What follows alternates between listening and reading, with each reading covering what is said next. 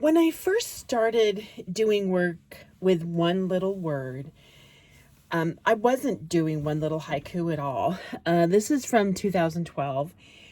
This is the first time I ever did a one little word journal. And I followed Allie Edwards' course. I'll do a link for that. And she offered prompts every single month.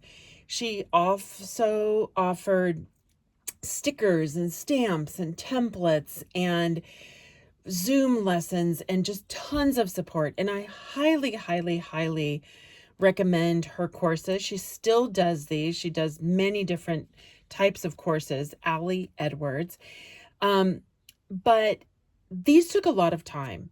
Now, I went much deeper with my word in these years, and I really loved it. I'll show you about 5 of my journals just so you can get a sense of what I was doing. So I don't regret doing those in any way.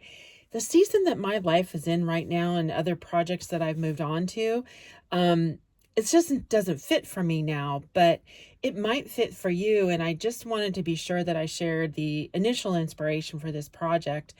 Doing the haiku now fits for me because I'm doing other projects that just take time. So we always have to choose, right?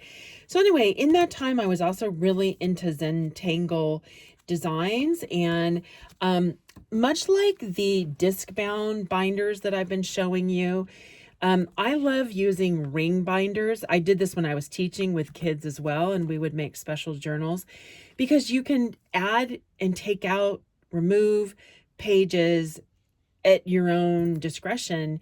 And I just love the flexibility of that. And for most of this, I just would cut 8.5 by 11 cardstock in half, and I was good to go. So this is a completely homemade one. And I was just doing a lot of drawings, and I added pictures and stickers and just different paintings. And I was doing, Xeroxing articles. I would make little sections for every single month. A battle worth fighting, a battle to surrender. That was probably one of her prompts. And then I put my writing in this little envelope. So these are true keepsakes for me. And I'm so thankful that I was doing these. One of my favorite ones is this compassion journal. Hopefully you can see all that. Again, I did a Zentangle by crossing my hands, and I just started doing my work. So one of the little fun things that I do is I will do a bigger drawing, and then I take a smaller color copy of it. I make multiple copies of it, and I would just repeat using this. These are my daughter's hands. I would repeat using this, and then I would just do a different monthly section divider. And you can see that there. But you can see, like, I was doing a lot of writing for this. I always seem to fizzle out later in the year. But still, I would put book recommendations, whatever.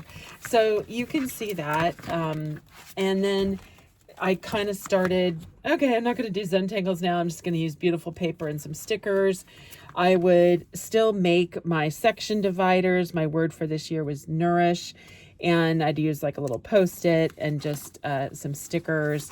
Again, still doing a lot of writing, and loved it. Still following, paying for Allie Edwards' class every year.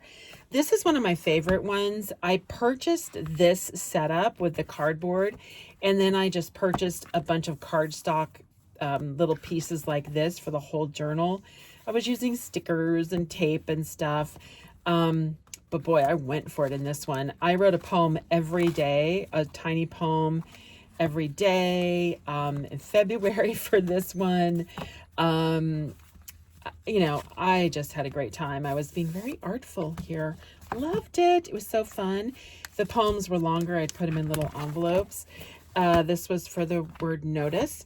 This one, again, it's just a little tiny bit different. January, February, March, these little stickers were identifying the months. This was for the word rest. This is from a coloring book. And then again, I just made a smaller color copy of it, artfully attached it, used some stickers, This is actually Allie Edwards writing, her kind of signature, no pun intended, signature cursive. And so I was just super inspired by her. Look at how much writing I was doing here. Goodness gracious. I did like a vision board thing for my word. That's big. And then I just color copied it down small. Did little tags. I mean, come on, Lori. What? Ironic that this is for rest. I was obviously doing a lot of work. But notice here, kind of later in the year, kind of fizzles out a little bit.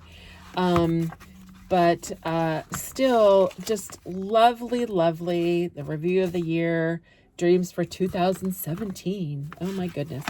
Anyway, so that's it. And hopefully when I turn this one off, I won't whack my head like I did in the last one. All right, let me know the things you're doing that are just fabulous and creative. I love to see your beautiful minds excited and at work and nourished. Bye.